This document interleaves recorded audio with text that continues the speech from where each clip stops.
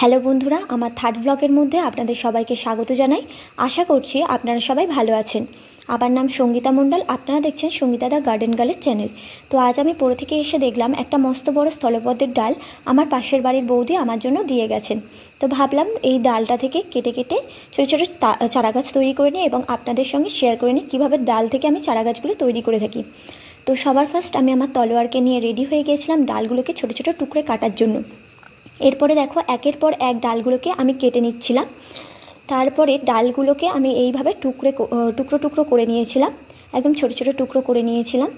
তো যে সমস্ত ডালগুলোর মধ্যে এরকম পাতা লেগেছিলো আমি সেই সমস্ত ডালগুলো থেকে পাতাগুলোকে পরিষ্কার করে নিচ্ছিলাম, আর আপনাদেরকেও এইভাবে পরিষ্কার করে নিতে হবে।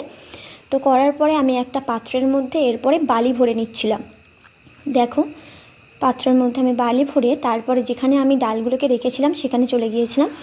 তারপরে ওই ডালগুলোকে একের পর এক আমি বালির মধ্যে বসিয়ে দিচ্ছিলাম। ঠিক আমি যেভাবে করছি আপনাদেরকেও এই সেম প্রসেস অ্যাপ্লাই করতে হবে এখানে, তাহলে চারা গাছ আপনারাও বাড়িতে তৈরি করে নিতে পারবেন। তো আমার এখানটায় ডালগুলো বসানো হয়ে গেছে। তো ডাল বসানোর পরে আপনাদের যেটা করতে হবে, তারপরে একটু জল নিয়ে আসতে হবে এবং জলগুলোকে ভালোভাবে বালি ভর্তি করে দিয়ে দিতে হবে। তো বালির মধ্যে এরমভাবে জল দিয়ে দিতে হবে, যতক্ষণ না জলটা পুরো বালিময় ভর্তি হয়ে যাচ্ছে ততক্ষণ আপনাদের দিয়ে যেতেই হবে। তো তারপরে আপনাদের কি করতে হবে, একটা পলিথিন নিতে হবে, পলিথিনটাকে নিয়ে ভালো করে এগুলোকে মানে ঢাকা দিয়ে দিতে হবে। আর দেখবেন যেন পাত্রটা মানে একটু ছিদ্র থাকে। আর এগুলো হয়ে যাওয়ার পরে সেগুলোকে একটা ছায়াময় জায়গার মধ্যে রাখবেন যেখানে একদমই রোদ আসে না।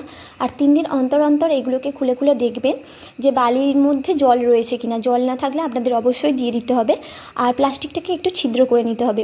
তো এই প্রসেসে আমি কিছু গাছ তৈরি করেছি, আপনাদের সঙ্গে অবশ্যই শেয়ার করে নিচ্ছি। দেখুন প্রত্যেকটা গাছ থেকেই আমার চারা গাছ তৈরি হয়েছে।